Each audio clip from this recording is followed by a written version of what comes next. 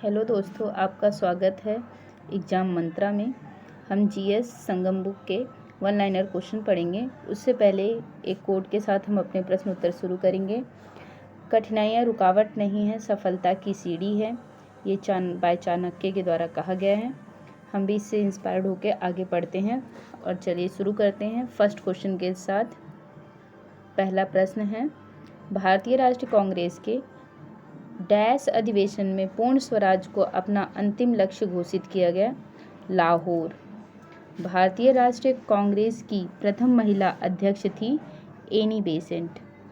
1927 में ब्रसेल्स में उत्पीड़ित विपक्षी राष्ट्रीयताओं के सम्मेलन में भारतीय राष्ट्रीय कांग्रेस आईएनसी की ओर से शामिल हुए थे जवाहरलाल नेहरू।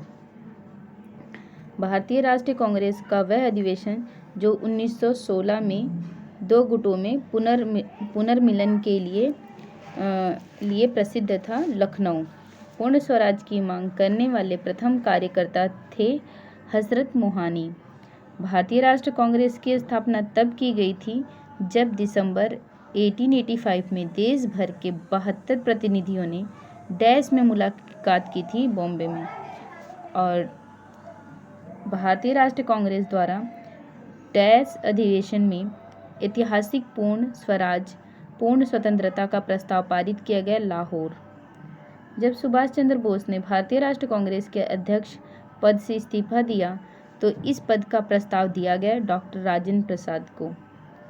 वर्ष 1938 में कांग्रेस पार्टी के अध्यक्ष बने थे सुभाष चंद्र बोस। 1938 में एलन ऑक्टेवियन एओ हयूम के नाम से भी जाना जाता है, एक सेवानिवृत्त अंग्रेजी आईसीएस अधिकारी ने वर्ष 2010 में भारतीय राष्ट्रीय संघ का गठन किया था 1885 में।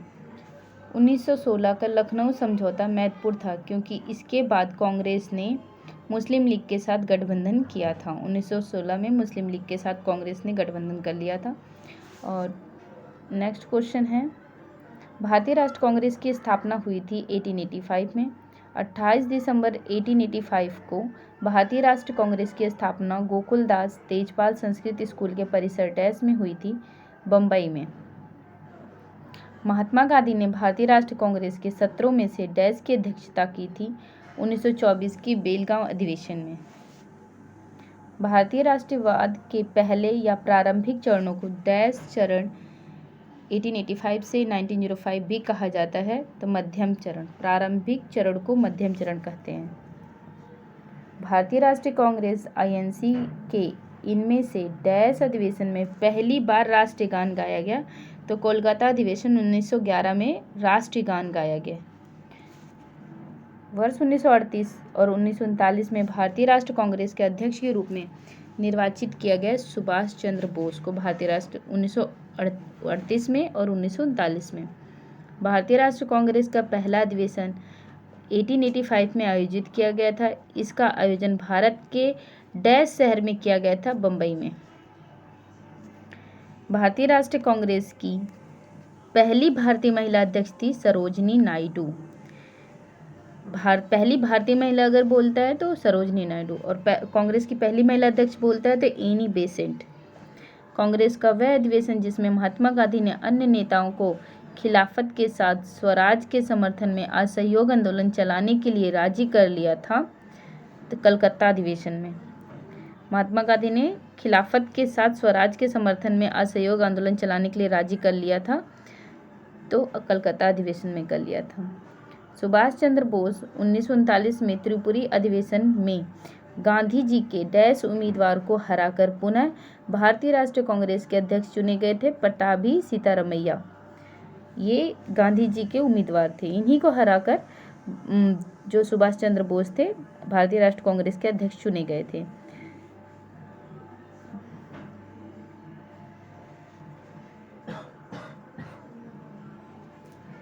नेक्स्ट क्वेश्चन है, दिसंबर 1929 में लाहौर में आयोजित कांग्रेस का वार्षिक अधिवेशन महत्वपूर्ण था क्योंकि पूर्ण स्वराज के प्रति प्रतिबद्धता के कारण। भारतीय राष्ट्रीय कांग्रेस ने अपने डैश वार्षिक अधिवेशन में पूर्ण स्वराज, पूर्ण स्वतंत्रता के प्रति प्रतिबद्धता की घोषणा की। 1929 के लाहौर अधिवेशन में भारतीय राष्ट्रीय कांग्रेस के पहले यूरोपीय अध्यक्ष थे जॉर्ज यूल थे। यूरोपीय अध्यक्ष की बात करेगा तो जॉर्ज यूल थे। वर्ष 1937 में डैश में पहली बार किसी गांव में कांग्रेस अधिवेशन का आयोजन किया गया था। तो गांव में जो कांग्रेस का अधिवेशन किया गया था तो फैजपुर अधिवेशन जो गांव में हुआ था। और कभी अध्यक्ष के रूप में भी भारतीय राष्ट्र कांग्रेस की अध्यक्षता नहीं की डॉक्टर बी.आर. अम्बेडकर ने। कभी अध्यक्ष के रूप में भारतीय राष्ट्र कांग्रेस की अध्यक्षता नहीं की थी doctor B R. Ambedkar. Most important question है, ध्यान रहे इस पे। वह नेता जिसके विरोध के कारण 1928 में कांग्रेस और मुस्लिम लीग के बीच समझौते की सभी उम्मीदें समाप्त हो गई थी, M.R. जयकर। वह नेता जिसके विरोध के कारण 1928 में कांग्रेस और मुस्लिम लीग के बीच समझौते की सभी उम्मीदें समाप्त हो गई थी, M.R. जयकर। भारतीय राष्ट्र कांग्रेस का पहला अधिवेशन आयोजित किया गया दिसंबर 1885 में। मंथ याद होना चाहिए, दिसंबर 1885 में, दिसंबर में।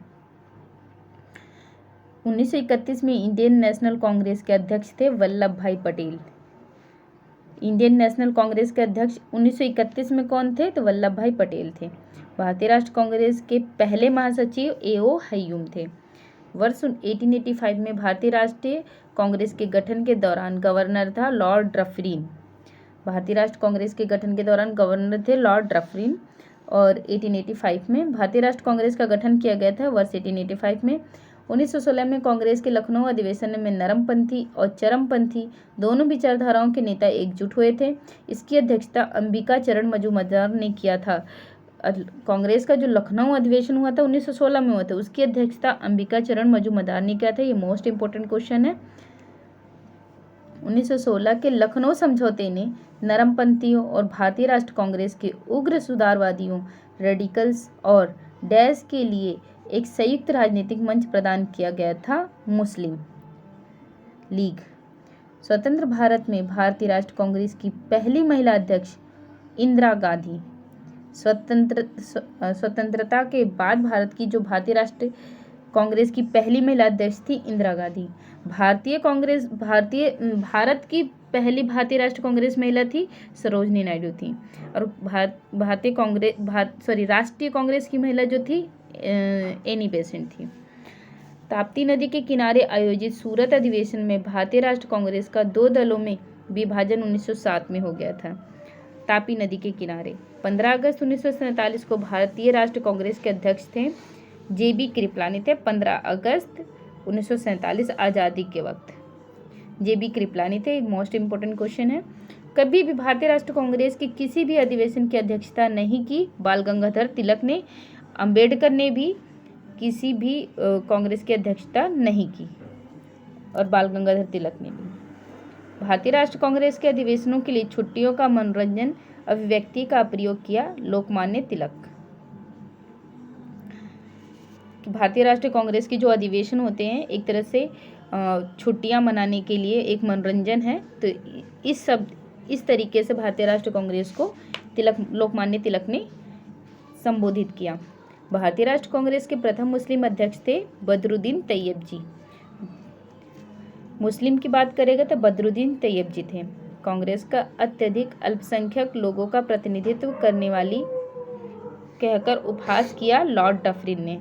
अत्यधिक अल्पसंख्यक लोगों का प्रतिनिधित्व करने वाली कहकर उपहास किया था लॉर्ड डफरिन ने, क्योंकि उसमें प्रतिनिधियों की संख्या कम थी। शुरू में जब भारतीय राष्ट्र कांग्रेस की स्थापना हुई थी 72 सदस्य थे, ये ध्यान रहे 72 सदस्य थे। क्वेश्चन बहुत ज़्यादा इंपॉर्टेंट है। भारतीय राष्ट्र कांग्रेस की प्रथम महिला अध्यक्ष थी एनी बेसेंट। सुभाष चंद्र बोस ने भारतीय राष्ट्र कांग्रेस से इस्तीफा दे दिया, तब उस सीट के लिए नाम प्रस्तावित किया गया राजेंद्र प्रसाद का। सुभाष चंद्र बोस और गांधी जी की तरफ से सितमरैया थे और सुभाष चंद्र बोस को ना ही सुभाष चंद्र बोस को चुना गया, ना ही सितमरैया को, और लास्टली राजेंद्र प्रसाद ही अध्यक्ष बने थे। तीसरा नाम दिया गया था एक तरह से। भारतीय राष्ट्र कांग्रेस के अधिवेशन में सुभाष चंद्र बोस दूसरी बार अध्यक्ष चुने गए। त्रिपुरी अधिवेशन में चुने गए थे, लेकिन तीसरी बार चुने गए थे, लेकिन इनके स्थान पर राजेंद्र प्रसाद को अध्यक्षता किया था। दिसंबर 1885 में इंडियन नेशनल कांग्रेस का सर्वप्रथम अधिवेशन आयोजित किया गया बम्बई में। दिसंबर में किया गया था। मन ध्यान रहे, लगातार 6 वर्षों तक भारतीय राष्ट्रीय कांग्रेस के प्रेसिडेंट रहे अबुल कलाम आज़ाद। 6 वर्षों तक रहे थे। इंपॉर्टेंट क्वेश्चन है, अबुल कलाम आज़ाद। कांग्रेस को सूक्ष्मदर्शी अल्पसंख्यक जनता का प्रतिनिधि बताते हुए उसका मजाक उड़ाया डफरिन ने। सूक्ष्मदर्शी है वह अधिवेशन जिसमें कांग्रेस ने पहली बार भारतीय रियासतों के प्रति अपनी नीति घोषित की थी। नागपुर अधिवेशन। नागपुर अधिवेशन में ही भारतीय रियासतों के प्रति अपनी नीति घोषित की थी। किसने? भारतीय राष्ट्रीय कांग्रेस ने पहली बार की थी। भारतीय रियासतों की बात नागपुर अधिवेशन में की गई थी। भारतीय राष्ट्रीय कांग्रेस का 1885 में महासचिव था A.O. हयूम। कांग्रेस के मंच से भारतीय राष्ट्रीय कांग्रेस के किस अधिवेशन में प्रथम बार स्वराज शब्द का व्यक्त किया गया था? कलकत्ता अधिवेशन 1906 में। ये क्वेश्चन बहुत ज़्यादा इंपॉर्टेंट है। स्वराज शब्द का अगर प्रयोग बोले तो कलकत्ता अधिवेशन में 1906 में हुआ था। ठीक कांग्रेस के विभाजन से 1 साल पूर्व। भारतीय राष्ट्रीय कांग्रेस का अंतिम अधिवेशन जिसमें बाल गंगाधर तिलक ने भाग लिया था, अमृतसर अधिवेशन में बाल गंगाधर तिलक ने भाग लिया था, अध्यक्षता नहीं की थी। ध्यान रहे, बाल गंगाधर तिलक ने कभी भी कांग्रेस की अध्यक्षता नहीं की, सिर्फ उन्होंने भाग लिया है और अंतिम अधिवेशन में लिया था वो भी, लेकिन अध्यक्षता नहीं की थी। और अमृतसर अधिवेशन 1919 में। भारतीय राष्ट्रीय कांग्रेस के किस अधिवेशन में महात्मा गांधी ने कहा था, गांधी मर सकते हैं परंतु गांधीवाद हमेशा बना रहेगा? कराची अधिवेशन 1931। मोस्टली बुक में ये क्वेश्चन देखने को नहीं मिलेगा, लेकिन जीएस संगम बुक में ये क्वेश्चन है और मुझे भी ये क्वेश्चन बहुत अच्छा लगा, तो आप लोग इस क्वेश्चन पे ध्यान दें। भारतीय राष्ट्रीय कांग्रेस ने अपने किस अधिवेशन में भारत सरकार अधिनियम 1935 को अस्वीकार किया? लखनऊ अधिवेशन 1936 जब हो रहा था तो भारत सरकार अधिनियम 1935 को अस्वीकार किया गया था भारतीय राष्ट्रीय कांग्रेस द्वारा। 1936 एक लखनऊ अधिवेशन हुआ था 1916 में और एक 1936 में हुआ था, दोनों में लास्ट में 6 है। कांग्रेस गिरने के लिए लड़खड़ा रही है और भारत में रहते हुए मेरी एक विशेष महत्वाकांक्षा यानी इच्छा है कि इसकी शांतिपूर्ण अवसान में भी इसकी सहायता करूं। यह घोषणा करजन ने की थी, जिसने बंगाल विभाजन के समय ये भारत के गवर्नर थे। भारतीय राष्ट्रीय कांग्रेस के हरिपुरा अधिवेशन की अध्यक्षता की थी AC बोस ने की थी, यानी सुभाष चंद्र बोस ने की थी हरिपुरा अधिवेशन की अध्यक्षता। 1938 में हरिपुरा कांग्रेस के अधिवेशन में सुभाष चंद्र बोस के अध्यक्ष रूप में नामित किया था। सुभाष चंद्र बोस को अध्यक्ष के रूप में नामित किया था डॉक्टर राजेंद्र प्रसाद ने किया था हरिपुरा कांग्रेस के अधिवेशन में। भारतीय राष्ट्रीय कांग्रेस का सर्वप्रथम मुस्लिम अध्यक्ष था बदरुद्दीन तैयब जी। भारतीय राष्ट्रीय कांग्रेस के सन 1905 में बनारस अधिवेशन के अध्यक्ष थे गोपाल कृष्ण गोखले थे। भारतीय राष्ट्रीय कांग्रेस के 1946 में मेरठ में आयोजित अधिवेशन की अध्यक्षता की थी JB कृपलानी ने। 15 अगस्त 1947 की अंतिम अध्यक्षता भारतीय राष्ट्रीय कांग्रेस की JB कृपलानी ने ही की थी। भारतीय राष्ट्रीय कांग्रेस के 1946 में मेरठ में आयोजित अधिवेशन की अध्यक्षता भी JB कृपलानी ने की थी। मदन मोहन मालवीय भारतीय राष्ट्रीय कांग्रेस के अध्यक्ष कितनी बार चुने गए थे? 2 बार। लेकिन अबुल कलाम आज़ाद जो थे अध्यक्ष के रूप में सबसे अधिक बार चुने गए थे, सर्वाधिक बार चुने गए थे, वो 6 बार चुने गए थे। मदन मोहन मालवीय 2 बार चुने गए थे। कांग्रेस और मुस्लिम लीग के डैश अधिवेशन में ब्रिटिश शासन के विरुद्ध एक संयुक्त मोर्चा बनाने के लिए सहमति बनी थी लखनऊ में बनी थी संयुक्त मोर्चा 1916 में,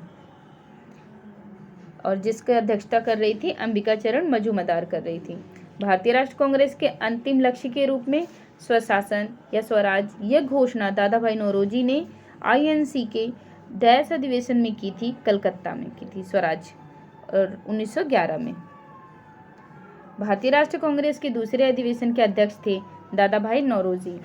सितंबर 1923 में कांग्रेस के विशेष अधिवेशन की अध्यक्षता डैश ने की, जो 35 वर्ष की आयु में कांग्रेस के अध्यक्ष के रूप में चुने जाने वाले सबसे युवा व्यक्ति थे, मौलाना अबुल कलाम आज़ाद। और ये अध्यक्ष के रूप में, जैसा कि मैं पहले आपको बता चुकी हूँ, 6 बार चुने गए थे, सर्वाधिक बार चुने गए थे। और सबसे कम उम्र में भी, मतलब 35 वर्ष की आयु में कांग्रेस के चुने जाने वाले सबसे युवा थे, 35 वर्ष की आयु में। वर्ष डैश में अपनाए गए भारतीय राष्ट्रीय कांग्रेस के तिरंगे झंडे के केंद्र में एक चरखा रखा गया। 1931 में भारतीय राष्ट्रीय कांग्रेस का जो तिरंगा झंडा था, भारतीय झंडा नहीं, भारतीय राष्ट्रीय कांग्रेस के झंडे में, तिरंगे झंडे में केंद्र में एक चरखा होगा, ये 1931 में अपनाया गया था। वर्ष 1947 में भारत की स्वतंत्रता के समय भारतीय राष्ट्रीय कांग्रेस के अध्यक्ष थे JB कृपलानी। सूरत में भारतीय राष्ट्रीय कांग्रेस विभाजित हुई थी, जिसके कारण सत्र स्थगित हुआ था 1907 में। त्रिपुरी संकट की समाप्ति के बाद कांग्रेस का अध्यक्ष राजेंद्र प्रसाद को चुना गया था। भारत के स्वतंत्रता आंदोलन के दौरान भारतीय राष्ट्रीय कांग्रेस के एकमात्र अध्यक्ष डैश थे, जिन्होंने निर्वाचित होने के बाद भी अध्यक्ष पद से इस्तीफा दे दिया था। सुभाष चंद्र बोस ने निर्वाचित होने के बाद भी इस्तीफा दे दिया था और अपने स्थान पे, जैसा कि हम पहले पढ़ चुके हैं, अपने स्थान पर उन्होंने राजेंद्र प्रसाद को अध्यक्ष चुन लिया था। डैश को दिसंबर 1929 में लाहौर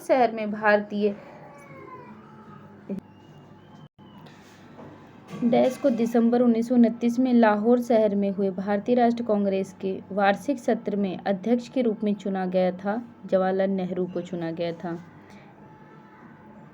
अगला ये मैचिंग है कि अध्यक्ष जो थे डॉक्टर M.A. अंसारी, मद्रास अधिवेशन स्थल था, और जो अध्यक्ष थे पुरुषोत्तम दास टंडन जो थे वो नासिक थे, नासिक महाराष्ट्र में है। सरोजिनी नायडू जो थी वो कानपुर अधिवेशन स्थल, और सुभाष चंद्र बोस हरिपुरा अधिवेशन स्थल। ये सभी अध्यक्ष हैं, जिसमें डॉक्टर M.A. अंसारी अधिवेशन स्थल उनका मद्रास था। बाकी तो इजी है सभी। आगे नेक्स्ट, भारतीय राष्ट्रीय कांग्रेस का उदारवादी चरण 1885 से 1905 तक। इस टॉपिक में हम पढ़ेंगे फर्स्ट क्वेश्चन। भारतीय राष्ट्रीय कांग्रेस से कराची अधिवेशन का आयोजन 1931 में किया गया था। इसकी अध्यक्षता सरदार पटेल ने की थी। कराची अधिवेशन की अध्यक्षता 1931 में। 1916 का लखनऊ समझौता हुआ था भारतीय राष्ट्रीय कांग्रेस और इंडिया मुस्लिम लीग, और अध्यक्ष थी मजूमदार, अंबिकाचरण मजूमदार। कांग्रेस अधिवेशन में वंदे मातरम गाने वाली पहली मुस्लिम महिला का नाम रेहाना तैयब जी है। इन्होंने ही वंदे मातरम गाया था कांग्रेस अधिवेशन में, रेहाना तैयब जी। 1907 में, जैसा कि मुस्लिम अध्यक्ष है बदरुद्दीन तैयब जी। कांग्रेस अधिवेशन में वंदे मातरम गाने वाली रेहाना तैयब जी हैं। जैसे मुस्लिम अध्यक्ष बदरुद्दीन तैयब जी, तो इसमें भी तैयब जी आ रहा, तो रेहाना तैयब जी ध्यान रखना है। वंदे मातरम गाने वाले। 1907 में कांग्रेस के नेतृत्व में डैश सत्र में चरमपंथियों और नरमपंथियों का विभाजन किया गया। तो सूरत में 1907 में तापी नदी पर। भारतीय राष्ट्रीय कांग्रेस के प्रथम अध्यक्ष का नाम व्योमेश चंद्र बनर्जी, WC बनर्जी भी कहते हैं। भारतीय राष्ट्रीय कांग्रेस के पहले अधिवेशन की अध्यक्षता WC बनर्जी ने की थी। कभी भी भारतीय राष्ट्रीय कांग्रेस के किसी भी अधिवेशन की अध्यक्षता नहीं की, जैसे कि हम पढ़ चुके बाल गंगाधर तिलक ने नहीं की थी, अध्यक्षता नहीं की थी, भाग दिया था। लॉर्ड कर्जन ने प्रांतीय सीमाओं को पुनर्गठित करने का निर्णय लिया और पूर्वी बंगाल और आसाम नामक एक नया प्रांत बनाया गया। यह कथन सत्य है। असैनिक प्रशासन 1905 के संदर्भ में बनाया गया था, पूर्वी Bengal plus Assam. Servants of India society की स्थापना 1905 में पुणे में महाराष्ट्र में की गई थी। गोपाल कृष्ण गोखले गांधी जी के गुरु थे, और इनके गोपाल कृष्ण गोखले के गुरु जो हैं MG रनाडे थे। अब नेक्स्ट टॉपिक है बंगाल विभाजन एवं स्वदेशी आंदोलन। बंगाल में डैश आंदोलन के दौरान तिरंगा झंडा लाल हरा पीला डिजाइन किया गया था स्वदेशी। कौन से आंदोलन के दौरान? स्वदेशी आंदोलन के दौरान। जो तिरंगा झंडा है उसका डिजाइन लाल हरा पीला, ये 3 जो रंग होते हैं लाल हरा पीला उनमें से है। स्वदेशी आंदोलन के दौरान आभान सोनार बांग्ला गीत लिखा था रविन्द्रनाथ टैगोर ने लिखा था। लॉर्ड कर्जन द्वारा जारी बंगाल प्रांत को 2 भागों में विभाजित करने का आदेश दिया गया 1905 में दिया गया था। स्वदेशी आंदोलन का प्रमुख कारण माना जाता है बंगाल को विभाजित करने का निर्णय। बंगाल विभाजन 1905 के विरोध में हुए आंदोलन का नेतृत्व किया था सुरेंद्र नाथ बनर्जी ने किया था। बंगाल विभाजन के विरोध में जो आंदोलन हुआ था, ये इंपॉर्टेंट क्वेश्चन है, सुरेंद्र नाथ बनर्जी थे। ये रेयर ही किसी को मालूम होगा। अंग्रेजों से आज़ादी के लिए लड़ रहे भारतीयों द्वारा उठाई गई शपथ कि वे सिर्फ भारतीय निर्मित सामानों विशेष रूप से कपड़ों का उपयोग करेंगे को डैश आंदोलन कहा जाता है स्वदेशी। भारत के राजनीतिक प्रयासों का लक्ष्य स्वराज था। दादा भाई नौरोजी ने इस लक्ष्य की घोषणा की थी कलकत्ता अधिवेशन 1906 को। बंगाल पहला विभाजन हुआ था 1905 ईस्वी में। भारतीय राष्ट्रीय आंदोलन के दौरान डैश ने भारत माता की प्रसिद्ध तस्वीर बनाई थी रविन्द्रनाथ टैगोर ने। स्वदेशी आंदोलन की औपचारिक घोषणा की गई थी 7 अगस्त 1905 को की गई थी। स्वदेशी आंदोलन की औपचारिक घोषणा 7 अगस्त 1905 को की गई थी। डेट और मंथ याद रहे, 7 अगस्त को। जुलाई 1905 में बंगाल के विभाजन का आदेश दिया था, लॉर्ड कर्जन ने दिया था। बाल गंगाधर तिलक ने सर रतन जी टाटा के साथ मिलकर साल 1905 में स्वदेशी वस्तुओं की दुकान खोली। उस दुकान का नाम था बॉम्बे स्वदेशी सहकारी दुकान कंपनी लिमिटेड। ये रतन जी टाटा के साथ मिलकर खोला था बाल गंगाधर तिलक ने 1905 में, जिसका नाम था बॉम्बे स्वदेशी सहकारी दुकान कंपनी लिमिटेड। लाल बालपाल द्वारा शुरू किया गया आंदोलन स्वदेशी आंदोलन। स्वतंत्रता पूर्व भारत में डैश आंदोलन ने कपास उत्पादन को प्रोत्साहन दिया। स्वदेशी आंदोलन ने कपास उत्पादन को प्रोत्साहन दिया था। बंगाल में स्वदेशी आंदोलन के दौरान बनाए गए तिरंगे झंडे में रंग थे लाल हरा पीला, जिसको शायद प्राथमिक रंग भी कहते हैं। स्वदेशी आंदोलन के माध्यम से औपनिवेशिक शासन के लिए एक उदारवादी, क्रमिक और प्रेरक दृष्टिकोण की वकालत की थी गोपाल कृष्ण गोखले ने की थी। स्वदेशी आंदोलन के माध्यम से औपनिवेशिक शासन के लिए एक उदारवादी, क्रमिक और प्रेरक दृष्टिकोण की वकालत की थी गोपाल कृष्ण गोखले। ये उदारवादी नेताओं में आते हैं। वंदे मातरम भारतीय राष्ट्रीय आंदोलन का शीर्ष गीत बना, स्वदेशी आंदोलन में बना।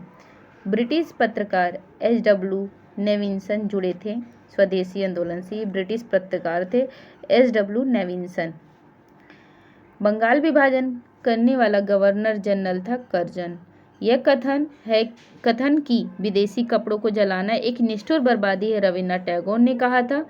बंगाल के विभाजन के समय बंगाल का लेफ्टिनेंट गवर्नर था sir Andrews Fraser. Lieutenant governor बोलेगा तो सर एंड्रयूज फ्रेजर थे।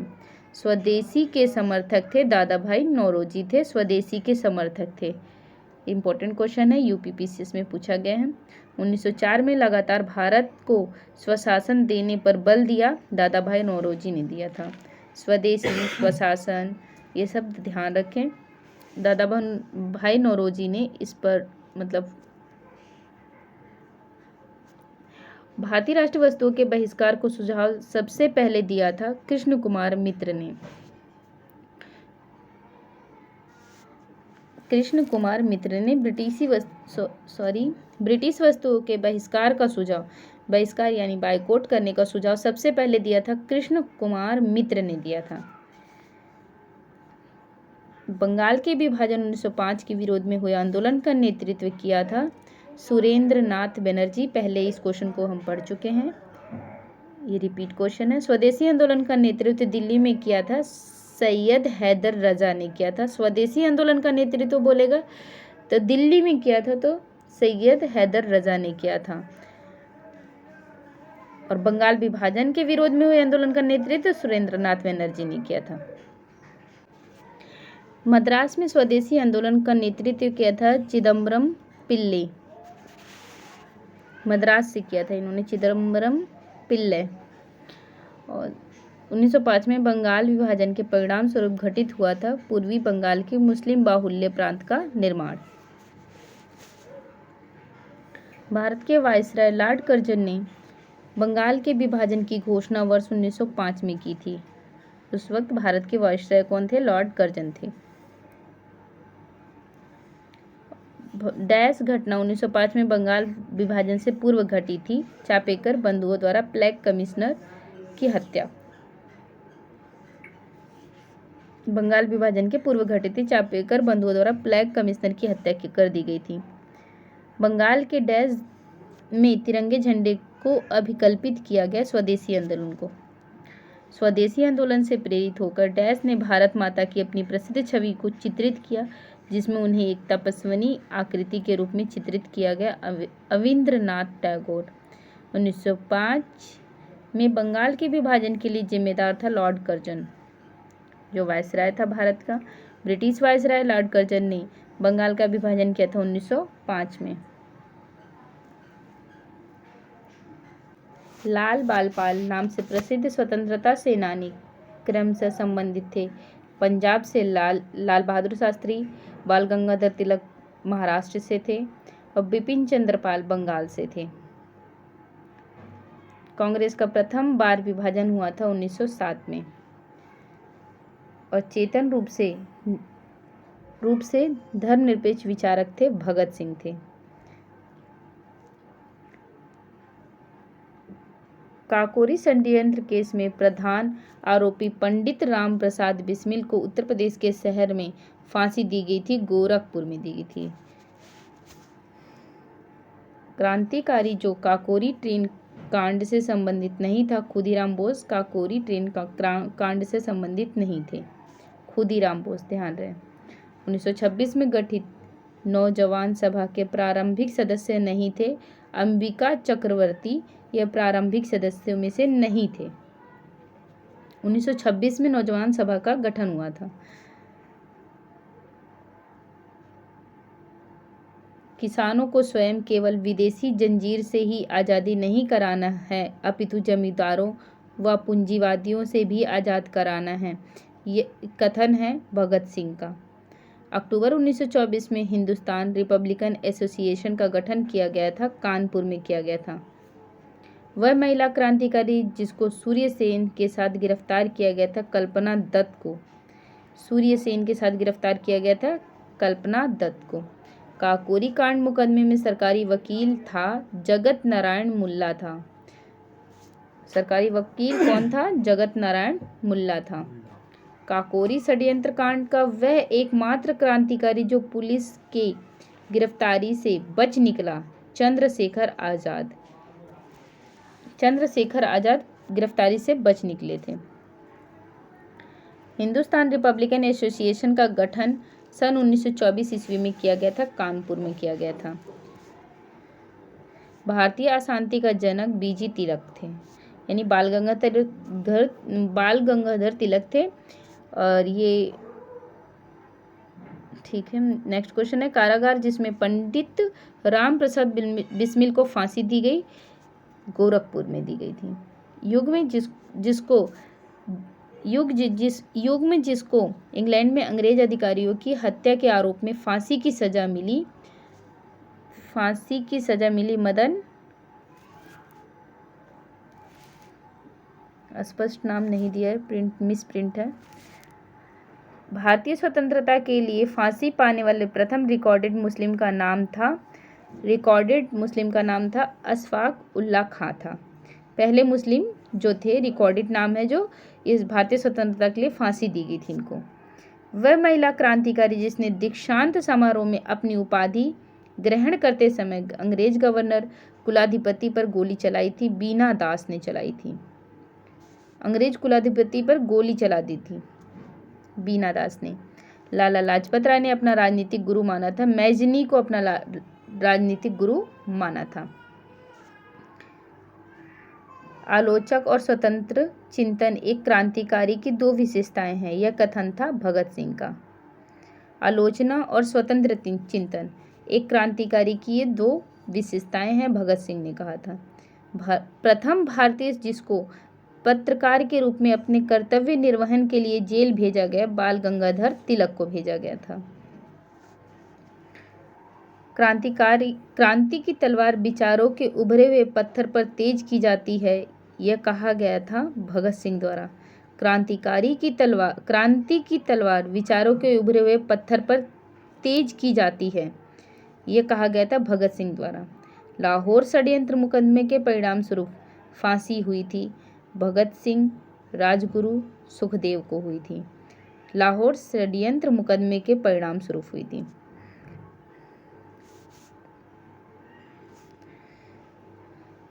कांग्रेस पर अनुनय, विनय और विरोध की राजनीति करने का आरोप लगाया था बीजी तिलक ने लगाया था। अनुनय करती है, विनय करती है और विरोध की राजनीति का आरोप लगाया था बीजी तिलक ने लगाया था। वह जिन्होंने कांग्रेस के बनारस अधिवेशन की अध्यक्षता की, सूरत फूट के बाद उन्होंने उदारवादियों का नेतृत्व किया। उन्होंने दक्षिण अफ्रीका पहुंचकर गांधी जी के साथ महत्वपूर्ण सेवा की। उन्होंने सर्वेंट्स ऑफ इंडिया सोसाइटी की स्थापना की, गोपाल कृष्ण गोखले, और इन्होंने बनारस अधिवेशन की अध्यक्षता भी की थी। और सूरत फूट के बाद उन्होंने उदारवादियों का नेतृत्व भी किया था। घटनाएं और वर्ष के बारे में देखेंगे तो गदर पार्टी की स्थापना सभी लोग इससे अवगत हैं, 1913 में हुआ था। बर्लिन में इंडियन इंडिपेंडेंस 1916 में हुआ था की स्थापना हुई थी। बर्लिन में इंडियन इंडिपेंडेंस कमेटी की स्थापना हुई थी 1916 में, जब भारतीय कांग्रेस और मुस्लिम लीग में मिलाप या संयुक्त मिल गए थे, गठबंधन हो गए थे या मिल गए थे। कांग्रेस केंद्रीय असेंबली बम कांड 1929 में हुआ था। केंद्रीय असेंबली बम कांड 1929 में हुआ था। चटगांव शस्त्रागार छापा 1930 में हुआ था। चटगांव शस्त्रागार छापा से पहले केंद्रीय असेंबली बम कांड हुआ था 1929 में।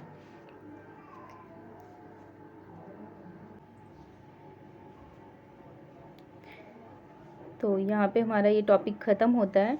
तो ये था बंगाल विभाजन और भारतीय राष्ट्र कांग्रेस की भूमिका। अगर वीडियो ज्ञानवर्धक लगी हो तो लाइक करें, कमेंट करें एग्ज़ाम मंत्रा पर, और ऐसे ही शानदार जीके की वीडियो के लिए सब्सक्राइब करें एग्ज़ाम मंत्रा चैनल पर। थैंक यू, धन्यवाद।